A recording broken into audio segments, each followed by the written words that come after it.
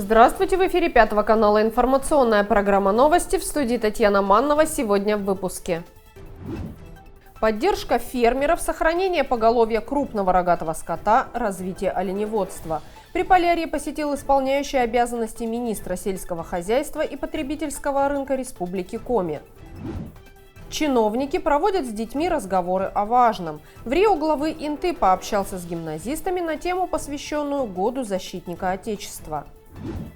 Интинцы почтили память воинов-интернационалистов. В День памяти о россиянах, исполнявших служебный долг за пределами Отечества, в округе прошла череда тематических мероприятий. Инту посетил исполняющий обязанности министра сельского хозяйства и потребительского рынка Республики Коми Сергей Елдин. В рамках рабочего визита он побывал на молочно-товарной ферме, в цехах переработки молока и глубокой переработки мяса. Провел ряд совещаний и прием граждан по личным вопросам. Первым делом Сергей Елдин обсудил ряд вопросов с исполняющим обязанности главы округа руководителя администрации Григорием Николаевым и заместителем руководителя Ольгой Барабаш. В частности, речь шла о дальнейшем развитии городских предприятий сельского хозяйства, таких как ООО «Петруньская», ООО «Интинская», ООО «Абись» и агрокомплекса «Инта Приполярная», возможности их поддержки на уровне республики посредством выделения субсидий и участия предприятий в различных грантах и проектах. Следующий пункт программы визита – посещение молочно-товарной фермы поселка Юстедор. Сегодня общее количество поголовья племенного молочного стада агрокомплекса «Инта Приполярная» составляет чуть более 200 голов. В коровнике находится 144 коровы и 87 телят. Кормов на зимний период хватает, летом стадо выгоняют на выпаса. В этом году заготовка проходила трудно. Конечно, у нас корма злая, питательная должна быть. Но нам, как уж есть, достаточно.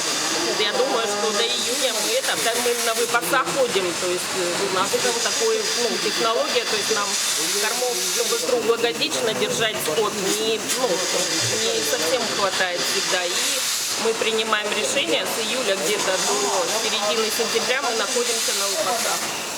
Удивительно сегодня вообще никто практически не выгоняет. Но только дойная, телятки охотятся. Они у вас, можно сказать, счастливые, да? Да. Выходят летом погулять. Да. Мы побывали как на молочной ферме, откуда все начинается, так и на цехе переработки молочной продукции, где познакомились с теми образцами, которыми нас угостили. На самом деле натуральной продукции, которую сегодня производят у нас в городе Инта. Побывали на цехе как раз переработки оленей, также посмотрели весь процесс производства колбасы и различных деликатесов, которые используются из оленины у нас, и весь обзор мы получили, увидели эту картинку, что у нас на самом деле сегодня есть именно в городе Инта. Хозяйство, особенно молочная ферма, понравилось, оно чистота, сухо. Мы можем четко отметить, что хорошее содержание самого поголовья, хорошая корма, которую сегодня они используют, поэтому здесь нас все это порадовало. Ежедневно надой составляет 1200 литров, из которых около 200 оставляют для кормления телят, 1000 отправляют в цех переработки молока. В цехе по переработке молока у нас работает 5 человек. 2 рабочие, 1 оператор, который обслуживает оборудование, специалист, который тоже считается рабочий, который занимается обслуживанием Меркурия БИС, документами, и мастер молочного цеха. В данный момент у нас где-то приходит тонна 100 молока, все это у нас уходит, переработку идет на кефирный напиток, молоко пастеризованное, сметана 15%, 20%, масло и творог 18% и 9%. В цехе делегация не только ознакомилась с процессом производства натуральной молочной продукции из собственного молока, но и смогла продегустировать практически все, начиная от молока и заканчивая сливочным маслом. Реализация все у нас в основном в городе уходит. В каком количестве? Тут по спросу. Потому что молока у нас где-то уходит в день около 500 литров пастеризованного. Творога тоже где-то килограмм, около 100 килограмм, наверное, уходит с учетом, это 9% и 18%. Масло по мере возможности, полностью объема мы обеспечить не можем.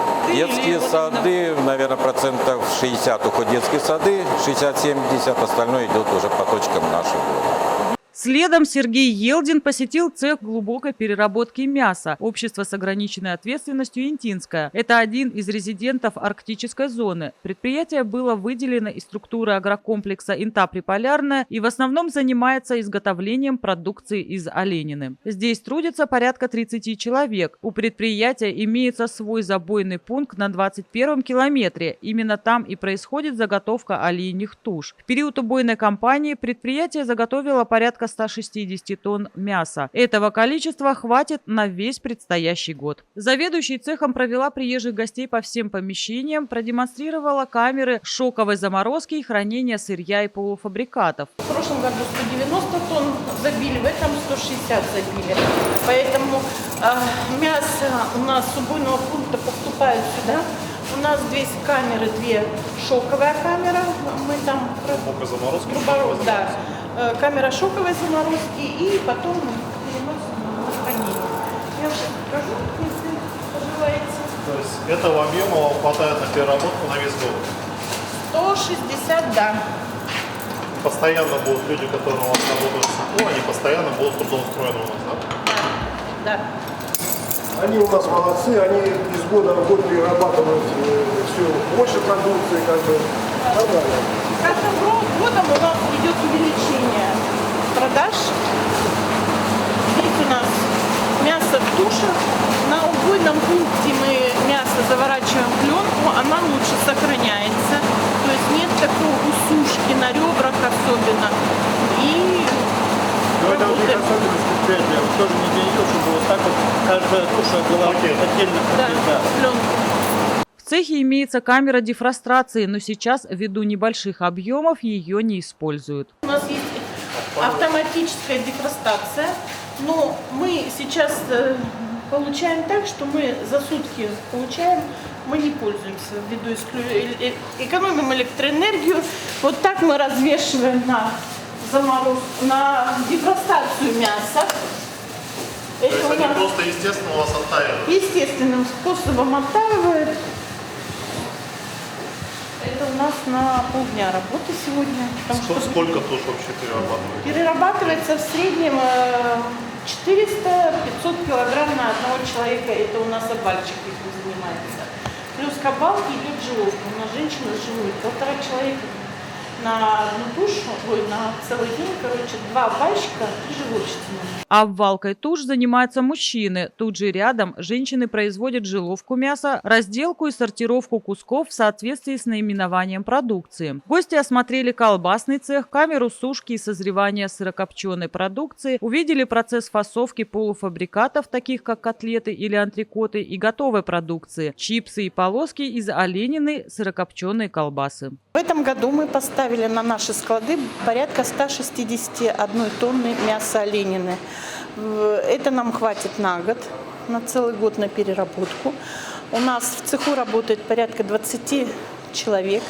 Мы производим колбасы полукопченые, вареные, сардельки очень вкусные у нас. Сырокопченую продукцию – это колбасы, колбасные изделия и деликатесная группа – чипсы, полоски, снеки. И крупный кусок филе окорок.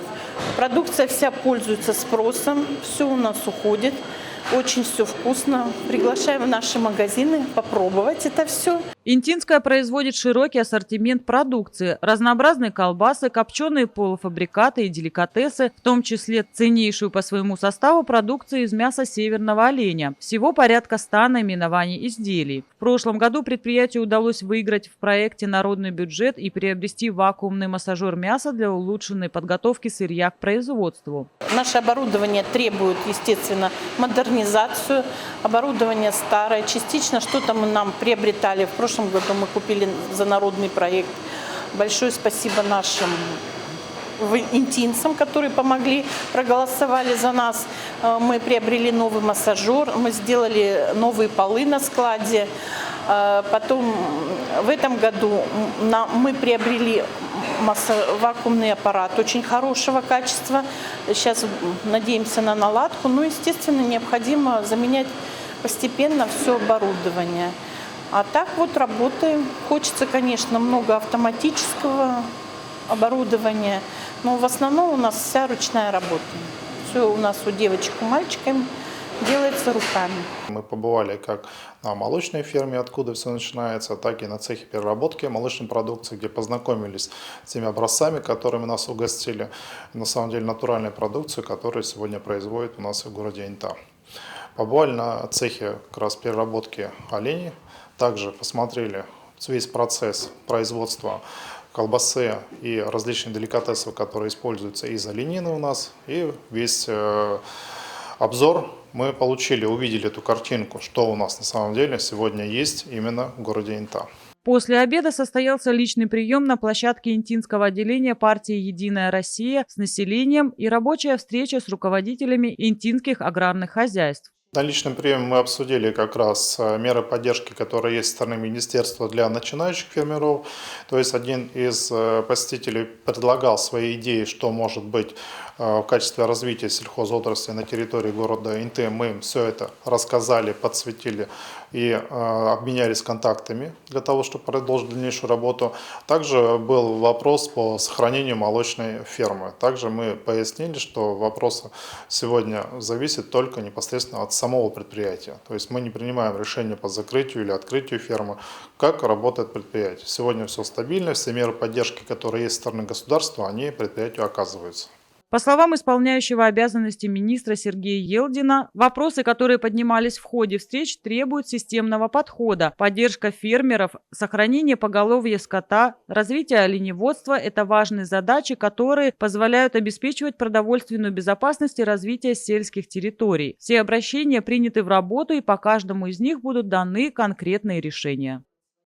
Представители республиканской и местной власти проводят разговоры о важном в образовательных организациях. Такое поручение дал руководитель региона Коми Ростислав Гольштейн.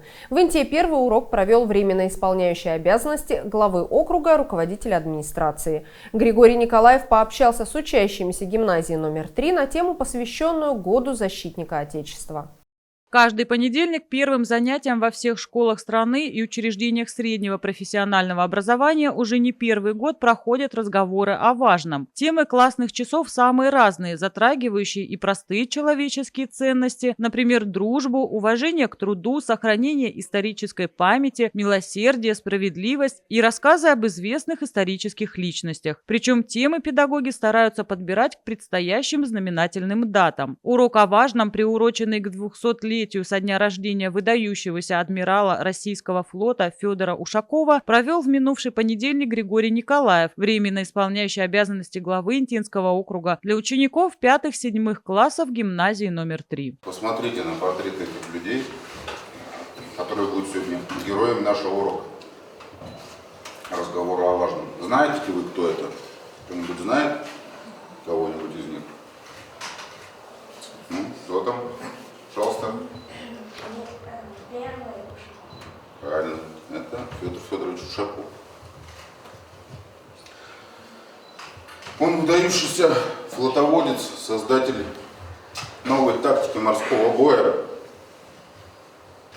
непобедимый адмирал, как уже сказал в ролике Евгений Егоров, не потерявший ни одного корабля.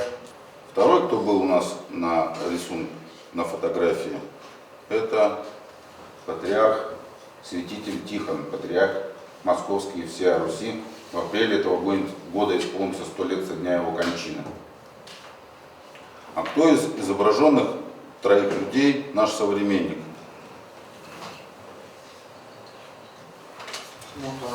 Третий. Да. Правильно, третий. Это Евгений Евгеньевич Поддубный, военный корреспондент, герой России. Что же их объединяет? Ответом на этот вопрос может служить тема нашего сегодняшнего разговора. Что их может всех объединять, всех троих?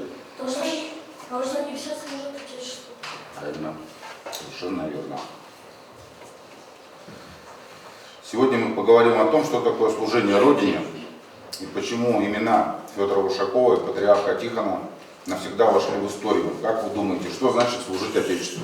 В рамках занятия учащимся продемонстрировали небольшие ролики о 3 выдающихся личностях, оставивших след в истории нашего государства. О каждом герое отдельно поговорили, чем он знаменит и почему именно его можно отнести в этот ранг. Под конец урока для закрепления полученных знаний дети разгадывали филворд, а потом для них устроили небольшой блиц-опрос. Назовите, кто внимательно смотрел и слушал, назовите место рождения Ушакова. Деревня Бурнаково, Ярославская область, село Подгорное, Конаково, Республика Мордовия, Печорский уезд Архангельской области. Аль. Деревня Бурнаково. Бурнаково, Ярославская область. Ну что, давайте проверим правильность ответа. Ну, действительно, зелененьким загорелось. Ответ правильный. Провел урок разговора важным.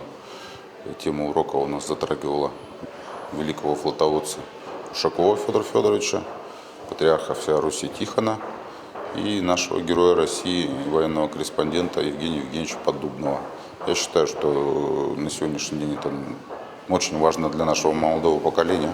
По поручению Ростислава Гольдштейна министры и мэры всех муниципальных образований нашей республики проведут разговоры о важном. Руководители органов власти и их заместители пообщаются с учащимися школ в городах и районах Коми в рамках данной федеральной программы. Напоминает нашему молодому поколению о тех ценностях, о тех героях нашей страны с различных этапов ее становления.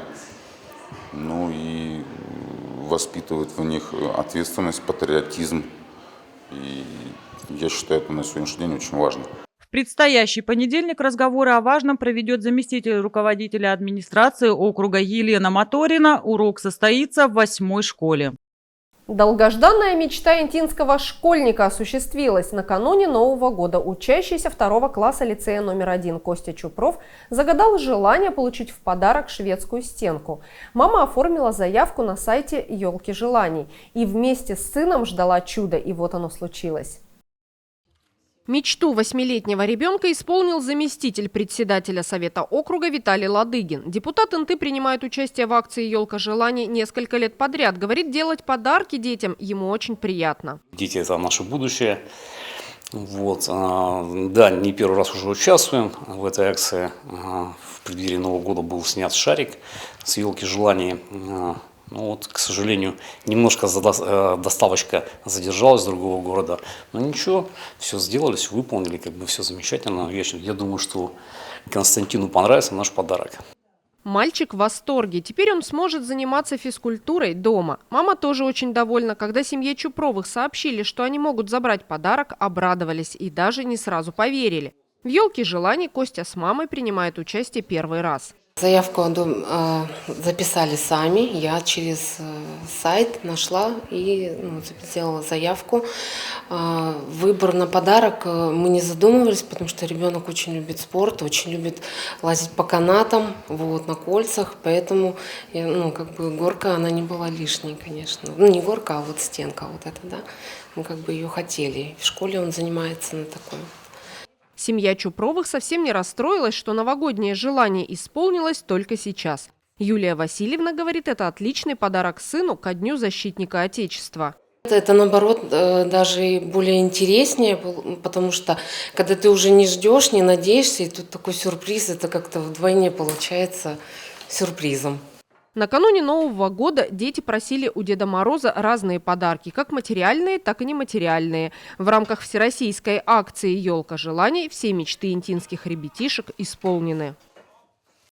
В Инте прошла череда мероприятий, посвященных Дню памяти о россиянах, исполнявших служебный долг за пределами Отечества и 36-й годовщине вывода советских войск из Афганистана. 15 февраля жители округа вспоминали не только ветеранов войны в Афганистане, но и других российских военнослужащих, принимавших участие в вооруженных конфликтах за пределами страны. Эта дата введена в знак памяти о россиянах, проявивших самоотверженность и преданность Родине в боевых действиях после Второй мировой войны. 15 февраля считается официальным днем завершения афганской войны, которая продлилась почти 10 лет и унесла жизни более 15 тысяч советских граждан. В честь памятной даты в Приполярье прошли торжественно-траурные и патриотические мероприятия, посвященные Дню памяти о россиянах, исполнявших служебный долг за пределами Отечества. На городском кладбище интинцы почтили память тех, кто не вернулся с полей сражений в Афганистане, Чечне и в зоне проведения специальной военной операции. Представители общественных организаций, городской администрации, ветераны боевых действий и локальных конфликтов возложили цветы к могилам наших земляков. Ежегодно памятное мероприятие с возложением цветов проходит возле гимназии номер 2. Юные патриоты вместе со взрослыми, с представителями общественных организаций чтят память бойца Оскара Кирейса, который учился в 12-й школе. До службы в армии коренной интинец работал на шахте «Западная». В вооруженные силы был призван в 1983 году. Более 36 лет отделяет нас от тех памятных дней, когда советские войска покинули землю Афганистана, где 9 долгих лет исполняли интернациональный долг тысячи солдат и офицеров, отважных сынов нашей Родины. Война коснулась многих наших соотечественников, их семей, близких, друзей и товарищей. 15 февраля объявлен в России Днем памяти о россиянах, исполнявших гражданский долг за пределами Отечества. В преддверии празднования 80-й годовщины победы в Великой Отечественной войне, в год защитника Отечества в Российской Федерации и год Героя Республики Коми, эта дата особенно актуальна. В этот день мы чествуем воинов-интернационалистов, которые самоотверженно решали возложенные на них боевые задачи в горячих точках. В афганской войне принимали участие наши земляки, интинцы. Их было более 200 человек. 5 из них не вернулись домой. Они погибли на афганской земле, выполняя свой долг. Их имена занесены в книгу памяти Республики Коми. Среди погибших наш земляк Кирейс Оскар Альфредович, солдат советского экспедиционного корпуса. Родился 5 декабря 1962 года в Инте. Учился в школе номер 12. Работал на шахте «Западная».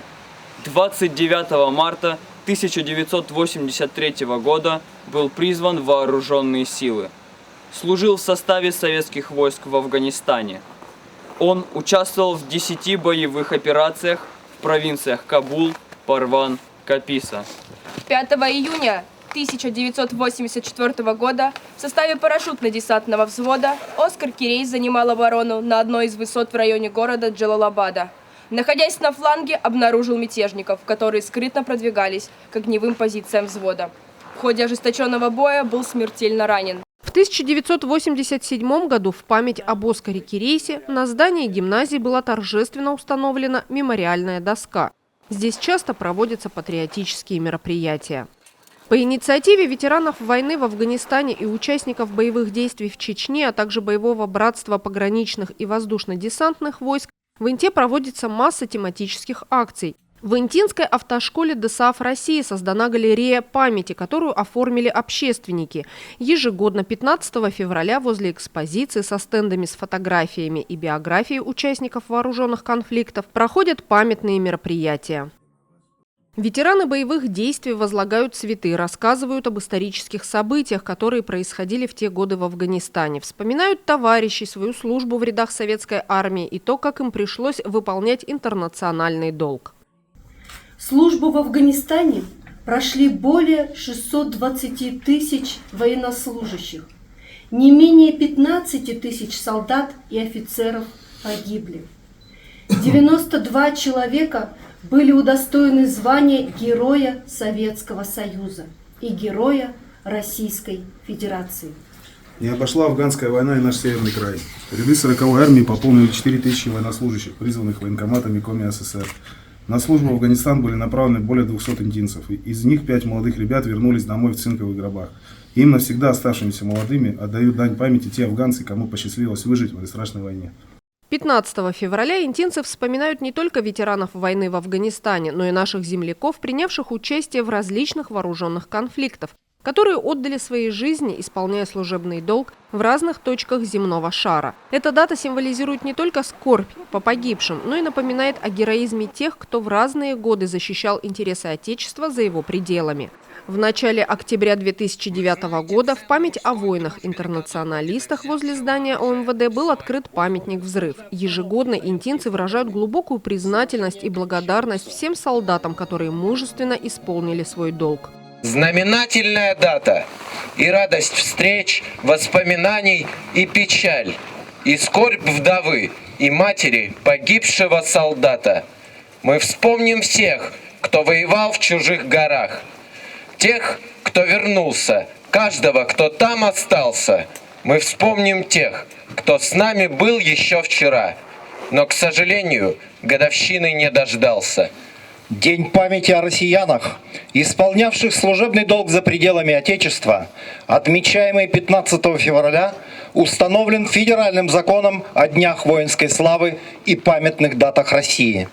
Эта памятная дата была введена в знак памяти о соотечественниках, проявивших самоотверженность и преданность Родине в период участия в боевых действиях за пределами нашей страны после Второй мировой войны, выполняя взятые СССР и Российской Федерацией международные обязательства по оказанию военной помощи дружественным странам.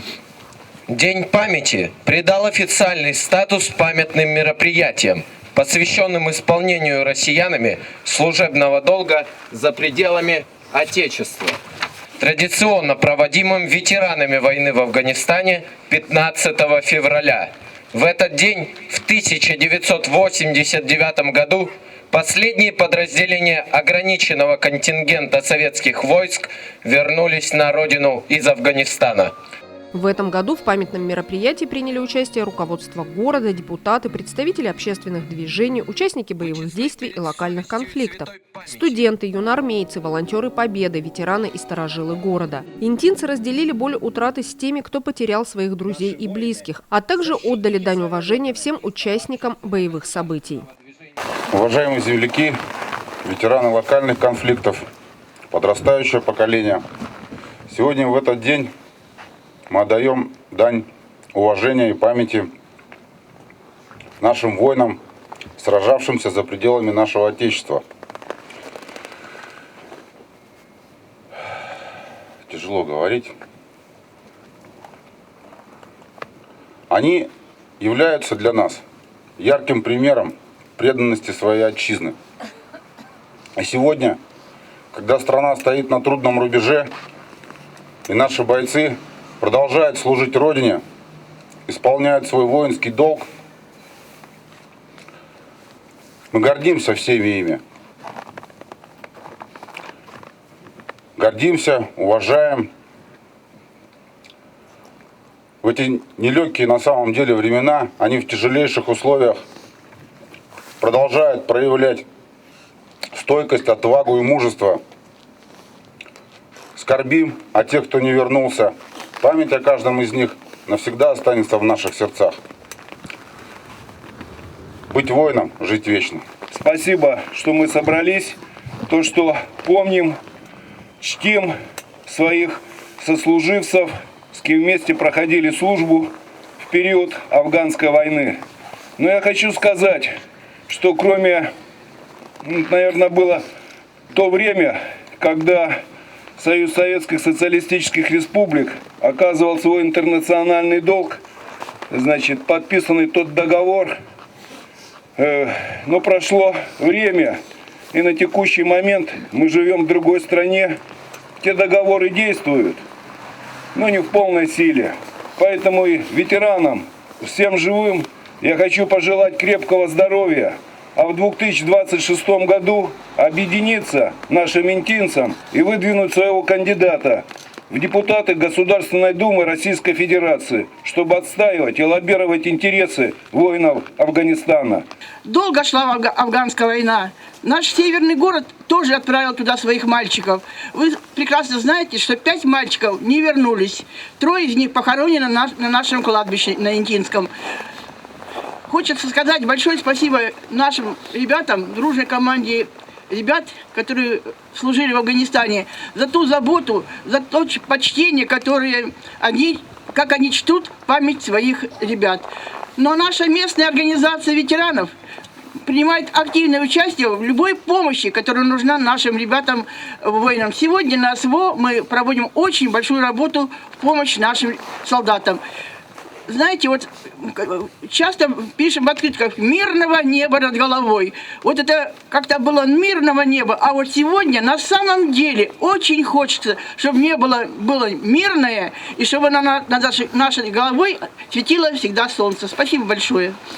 Мы помним героев, которые защищали наши интересы, и молодежь Инты будет жить на этих примерах, строить нашу страну на этих примерах, и мы не должны посрамить честь и достоинство нашей страны. Молодежь любит Инту, молодежь любит Республику Коми. Спасибо вам. Дорогие мои шурави, поздравляю вас с этой памятной датой. Сегодня 36 лет, как мы ушли с Афганистана. 36 лет прошло с той поры. Мы постарели. Многих уже нет с нами. Хочу пожелать вам здоровья, благополучия, всего-всего самого хорошего. Участники акции почтили память всех, кто не вернулся с полей сражений, и тех воинов-интернационалистов, которые не дожили до сегодняшнего дня. Завершилось мероприятие возле памятника «Взрыв» минутой молчания и возложением цветов.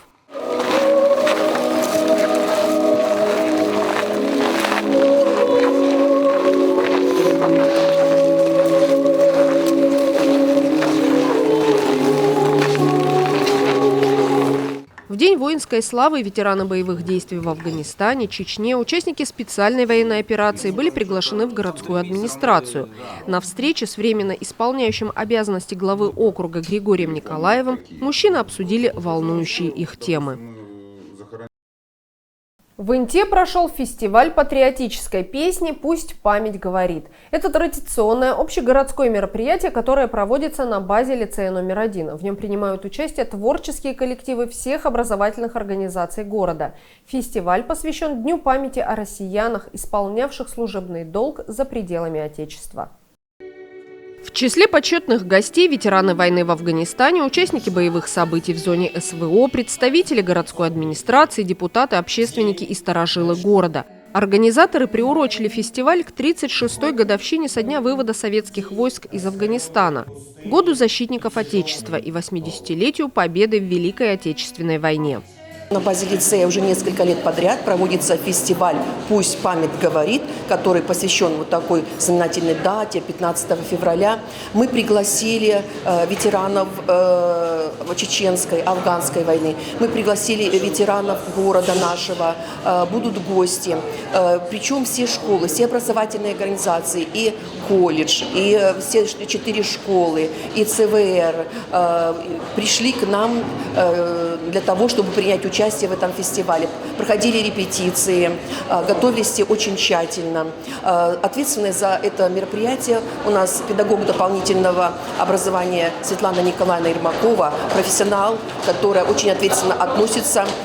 И я думаю, что этот фестиваль будет проходить на высокой ноте. А говорить о том, что он патриотическое воспитание несет для наших ребят особенно, даже не приходится. Этот год героев, поэтому очень важно, чтобы такие мероприятия проходили, чтобы наши ребята прочувствовали, насколько важно любить свою родину, быть патриотом своей родины. А песня всегда во все времена помогала быть сильными, стойкими, выносливыми и только вперед, только к победе. Опять тревога, и снова ночью вступаем в бой.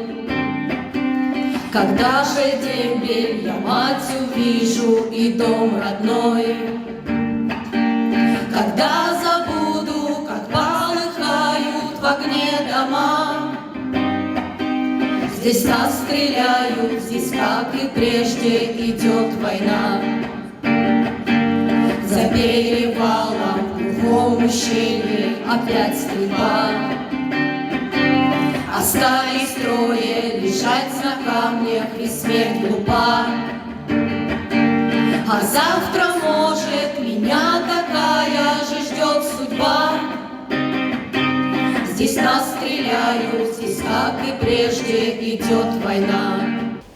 Долгая была война, тут уже так говорилось, в 2 раза больше, чем Великая Отечественная. Что бы мне хотелось сказать?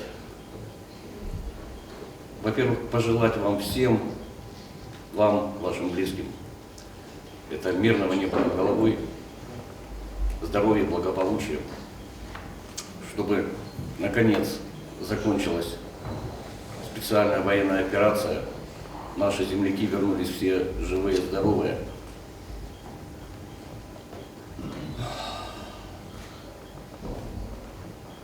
Еще раз огромное спасибо. Дети и взрослые с душой исполнили патриотические песни, посвященные всем защитникам Отечества, героическим и мужественным бойцам, которые выполнили свой воинский долг. Тем, кто стоит сегодня на страже его рубежей и самоотверженно защищает нашу Родину, выполняя боевые задачи в зоне СВО.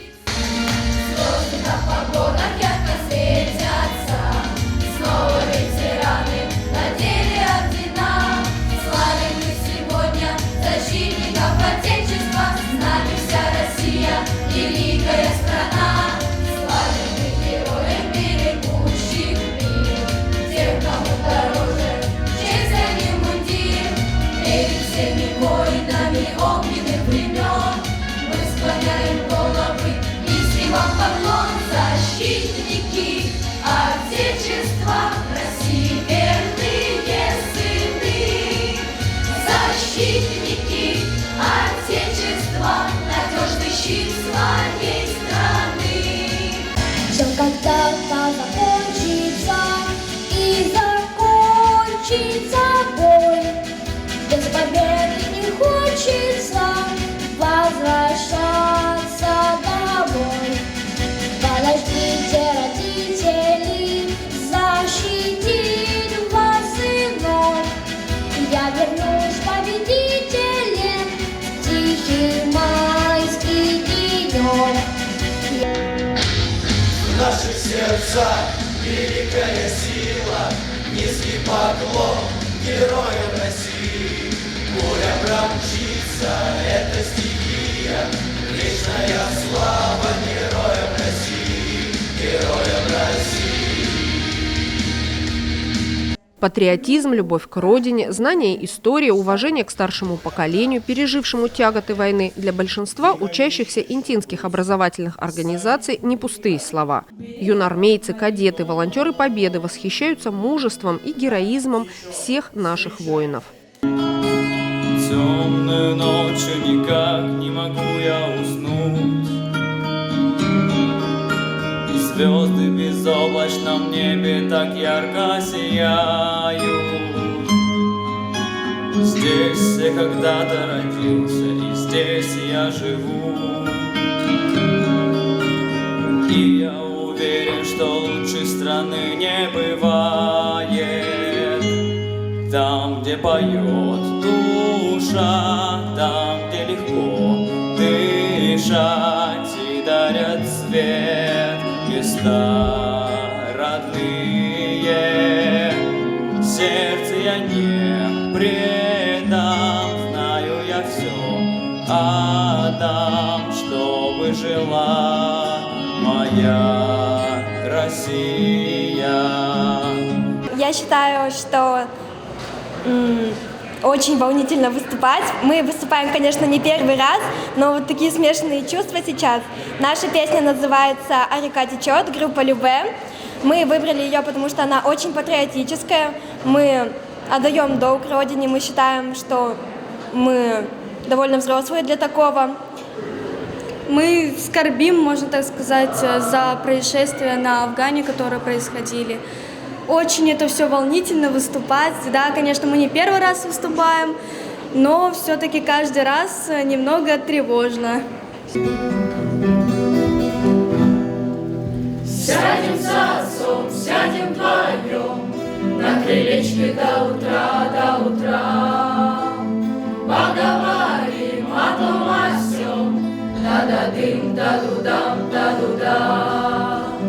А за рекой тают огни, тишина не видать, не слыхать. Тают огни, как светлячки, благодать. А река течет, подруга тает камушки, да напечет. Да бабушка ладуши близко скорей, русскими и чудными будут они, с костяникой очень вкусные. А река течет. Песня всегда шла рядом с каждым солдатом, поддерживая боевой дух, поднимая в атаку, утешала в минуты горя и отчаяния, вселяла веру в победу. В исполнении участников фестиваля прозвучало много прекрасных песен о войне, о родине, армии и солдатах. Все выступления были эмоциональными и проникновенными, коснулись каждого сердца, не оставив никого равнодушными. Люди, прошу вас, потише, потише. Войны пусть гинут во мне. Аист на крыше, аист на крыше. Мир на земле. Аист на крыше, аист на крыше. Мир на земле. В завершении мероприятия депутат Совета Инты Мария Березина поблагодарила организаторов и всех участников фестиваля за творчество, прекрасные выступления. Дорогие ребята, огромное вам спасибо и вместе с педагогами, огромное спасибо вам за качественную подготовку фестиваля, за то, что он оказался на самом деле очень искренним, очень глубоким. Он затронул сердца, наверное, каждого зрителя. Если это так, то, пожалуйста, аплодисменты.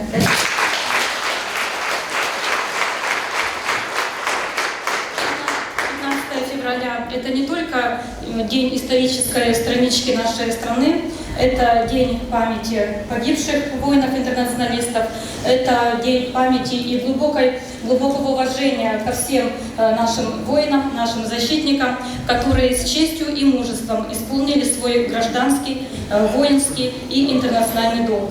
Уважаемые ветераны, вы сегодня находитесь в зале. Мы хотим вас поблагодарить аплодисментами. Встаньте, пожалуйста. Александр Григорьевич, мы благодарим вас, потому что вы являетесь примером мужества, примером искреннего, истинного патриотизма. Вы являетесь примером для всех мужчин, которые уже служили в рядах вооруженных сил, и для наших парней, которым через несколько лет тоже придется пополнить ряды вооруженных сил Российской Федерации. Мирного вам неба, мира вам в доме, мира в нашей стране. Всем здоровья и благополучия. Завершился фестиваль патриотической песни «Пусть память говорит» торжественной церемонией награждения. Всем участникам были вручены дипломы. Это все, о чем мы хотели рассказать вам сегодня. Смотрите новости на 5 канале, будьте в курсе значимых событий Инты. Всего доброго и до свидания.